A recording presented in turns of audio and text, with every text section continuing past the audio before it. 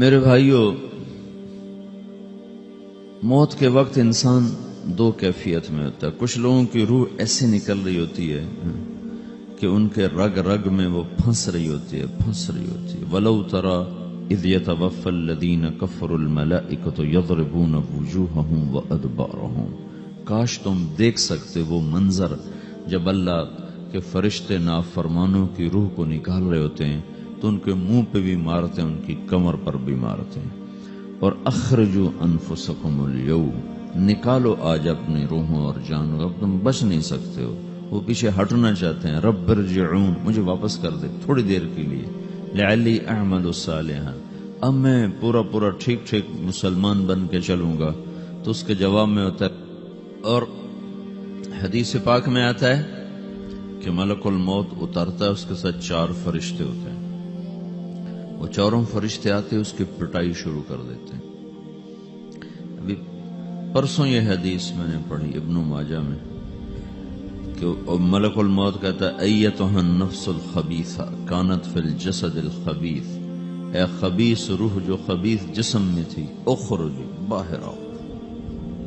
اب وہ واپس تو ہو نہیں سکتا، اپنے آپ کو روک تو سکتا نہیں، تو وہ حیران پریشان خوف زدہ، تو اس کے جواب میں اس کو ملک الموت کہتا ابشری بحمیم وغساق وآخر من شکلہ ازواج، تیار ہو جا خوفناک عذاب کے لیے اور کھولتے پانیوں کے لیے، کانٹے دار جھاڑیوں کے لیے، اور بے شمار عذاب کی شکلوں کے لیے۔ تو اس کی روح کو جب کھینچتے ہیں تو رگ رگ سے وہ کٹ کے نکلتی ہے، تو سارا وجود زیر و زبر ہوتا ہے، سکرات کا درد ساری دنیا کے دردوں پر حاوی ہے۔ جب اس کی روح نکلتی ہے اور اس کو لے کر آسمان پر چلتے ہیں تو دروازے پر پہنچتے ہیں تو اندر سے فرشتے پوچھتے ہیں کون ہے؟ کہتے ہیں فلاں کا بیٹا ہے۔ کا نفس خبیثہ فی الجسد الخبیث، یہ تو وہی بدماش ہے جو بدماش جسم میں تھا، یہ وہ بدبخت روح ہے جو بدبخت جسم میں تھی، اس کے لیے آسمان کے دروازے نہیں کھل سکتے، اسے واپس کر دیا جائے۔ تو آسمان کے دروازے لا تفتح لهم ابواب السماء ولا يدخلون الجنة حتى يلج الجمل في سم الخياط، کہ ان کے لیے آسمان کے دروازے نہیں کھلیں گے اور ان کے لیے جنت کے دروازے نہیں کھلیں گے، پھر یہ وہاں سے نیچے گرائے جاتے ہیں جو اللہ کا قید خانہ ہے سجین۔ وما ادراک ما سجین کتاب مرقوم، وہ تمہیں خبر نہیں کہ وہ کیا خوفناک قید خانہ ہے جو اللہ تعالیٰ نے بنایا ہے، اسے وہاں دھکیل دیا جاتا ہے۔ پھر قیامت تک اس کے لیے انتظار کی گھڑیاں ہیں اور عذاب کی شدت ہے۔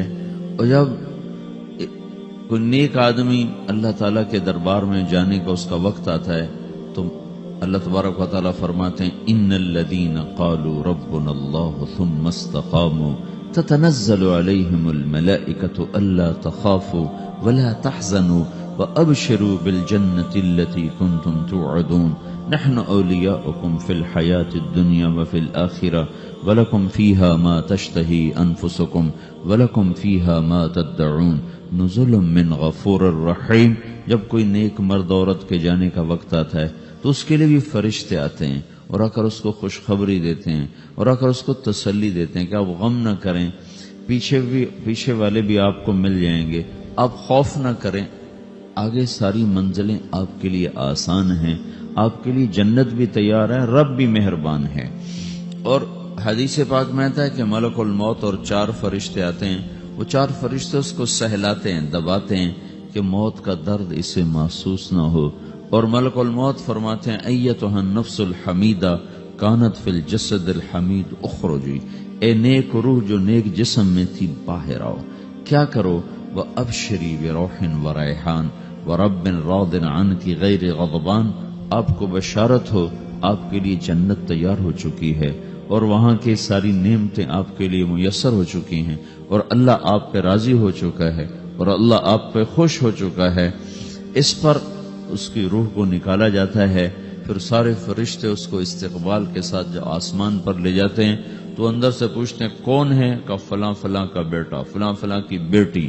کہتے ہیں نفس حمیدہ فی جسد حمید، یہ تو نیک روح تھی جو نیک جسم میں تھی، مرحبا بہی، اس کو ہم سب استقبال کس کا کرتے ہیں، اور ایک دم آسمان کے دروازے کھلتے ہیں، پھر وہ پہلا، دوسرا، تیسرا، چوتھا سارے آسمان پار کرتا ہوا اللہ پاک کے عرش کے نیچے کے جا کر، مرد ہے یا عورت، وہاں جا کر سجدے میں سر رکھتا ہے، اور اللہ تعالیٰ فرماتے ہیں ہاں اس نے ہمیں خوش کیا، ہم اسے خوش کریں گے، اور اس کو عافیت کے ساتھ وہاں آسمان میں، پہلے آسمان سے لے کر اللہ کے عرش تک یہ سب ویٹنگ روم بنے ہوئے، جہاں اللہ اپنے اپنے درجات کے مطابق جنت والوں کو ٹھہراتا ہے، اور وہ انتظار گاہ ہے، اور وقت ختم ہو جاتا ہے، لہذا انتظار کی جو تکلیف ہے وہ بھی ختم ہو جاتی ہے، وقت ختم تو انتظار کا احساس ختم، اور ٹائم کے گزرنے کا احساس ختم۔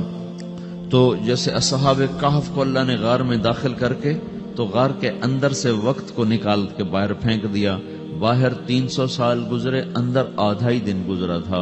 وہ جب اٹھے ہیں تو وہ 25 برس کا نوجوان 325 سال کا ہو کے نہیں اٹھا، وہ 25 سال کی عمر میں اٹھا ہے، نہ ناخن بڑا ہے، نہ مونچھیں بڑی ہیں، نہ ان کی داڑیاں لمبی ہوئی ہیں، جو کہ تو زندہ تھے، مر نہیں گئے تھے، تو زندہ کے تو بال بھی بڑھتے ہیں، ناخن بھی بڑھتے ہیں، لیکن وہ اس طرح اٹھے کہ 300 برس گزر گئے، اور 25 برس کا نوجوان 25 سال کی عمر میں اٹھا ہے، 20 برس کا 20 برس کی عمر میں اٹھا ہے، اور وہ کہنے لگے کم لبثنا، بھئی کتنا ٹھہرے ہیں، کہ یومن او بعض یومن، لگتا ہے کوئی دن آدھا دن ٹھہرے ہیں۔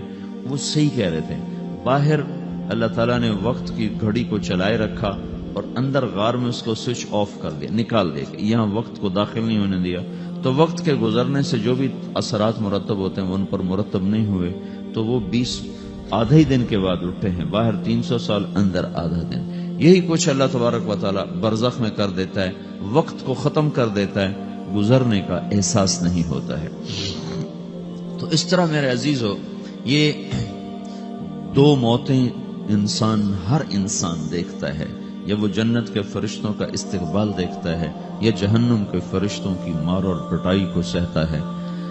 رابعہ بصری رحمت اللہ علیہ کا انتقال ہونے لگا تو انہوں نے رات کو فوت ہوئی، تو انہوں نے اپنی خادمہ کو بولا کہ فرمایا کہ کسی کو بتانا نہیں، جب میں مر جاؤں تو پڑوس میں 2-4 کو بلا کر نا میرا جنازہ پڑھوا دینا، اور جس کرتے میں تہجد پڑھتی تھی وہی میرا کفن بنا دینا، اور صبح بے شک لوگوں کو بتا دینا، میرے مرنے کے بعد میری میت کو رکھنا نہیں، فوراً دبا دینا۔ تو جب ان کا انتقال ہوا تو انہوں نے پڑوس کے 2-4-10-20 آدمی بلائے، اور ان کو تدفین تجہیز سب کچھ ہو گئی، صبح شور مچا کہ وہ رابعہ بصری کا انتقال ہو گیا۔ تو اگلے دن وہ خواب میں اس خادمہ کو ملی اور کہا بیٹی تیری بڑی مہربانی، تو نے میری وصیت کے مطابق عمل کیا۔ اس نے دیکھا کہ انہوں نے ایک خوبصورت سبز لباس پہنا ہوا ہے، تو وہ فرمانے لگی، انہوں نے سوال کیا کہ آپ کے ساتھ قبر میں کیا ہوا؟ تو وہ کہنے لگی کہ میرے پاس منکر نکیر آئے تھے اور مجھ سے کہنے لگے من رب کی، تیرا رب کون ہے؟ تو میں نے کہا سبحان اللہ، 40 برس جس کو میں نہ بھلا سکی اس کو 4 ہاتھ زمین میں آ کے میں بھول جاؤں گی۔ ان کا 42 برس کی عمر میں انتقال ہوا تھا۔ تو وہ کہنے لگے سبحان اللہ، جس کو میں 40 برس نہ بھولا سکی میں اسے 4 ہاتھ زمین کے اندر آ کے بھول جاؤں گی۔ تو منکر نکیر کہنے لگے اس کا کیا حساب لینا؟ پھر انہوں نے پوچھا کہ وہ آپ کا وہ کرتا کہاں گیا تہجد والا جس میں آپ کو کفن دیا تھا؟ کہا وہ اللہ نے مجھ سے لے لیا ہے اور میرے اعمال کے خزانے میں رکھ دیا ہے، قیامت کے دن میرا وہ کرتا بھی میرے ترازو میں تولا جائے گا، اور مجھے یہ لباس پہنایا ہے جو جنت کا لباس ہے۔ یہ بھی ایک موت ہے، اس طرح بھی لوگ مرتے ہیں۔ اور دوسری بھی ایک موت ہے، ہمارے علاقے کی بتا رہا ہوں، اپنے علاقے کی۔ ایک زمیندار مر گیا، اس کی قبر کھودی، ساری بچھوؤں سے بھری ہو، ایسے جیسے چیونٹیاں پھر رہی ہوتی، تو انہیں وہ بند کر کے دوسری کھودی، ساری بچھوؤں سے بھری ہوئی، پھر وہ بند کر کے تیسری کھودی، ساری بچھوؤں سے بھری ہوئی۔ قبرستان میں اتنے بچھو کہاں سے آ گئے؟ یہ زمین کے بچھو نہیں ہے، یہ آخرت کی بلائیں ہیں جس کے ساتھ اب اسے قیامت تک رہنا ہے اور گزارا کرنا ہے۔ تو یہ 2 طرح کی موتیں روزانہ لوگ مرتے ہیں، روزانہ لوگ مرتے ہیں۔ جب نماز کا وقت ہوتا ہے ملک الموت ساری دنیا کا چکر لگاتا ہے، اور دیکھتا ہے کون پڑھ رہا ہے کون نہیں پڑھ رہا، کون پڑھ رہا ہے کون نہیں پڑھ رہا۔ جو نماز کی پابندی کرتا ہے اس کی موت آسانی سے ہوتی، جو نماز میں غفلت کرتا ہے اس کے ساتھ موت کے وقت شدت اور سختی اختیار کی جاتی۔ تو بھائیو، یہ ایک جسم ہے، ایک روح ہے۔ روح باقی رہنے والی چیز ہے، جسم مٹ جاتا ہے، پھر اللہ سے قیامت کے دن نیا جسم عطا فرمائے گا، ایک نیا جسم دیا جائے گا۔ روح وہی ہے جو اللہ کے خزانوں میں جمع ہو جاتی ہے۔ نافرمان کی سیاہ کالی روح اور پیاس لگتی رہتی ہے۔ جسم کو جب تک روٹی اور پانی نہ ملے یہ تڑپتا اور پریشان رہتا ہے۔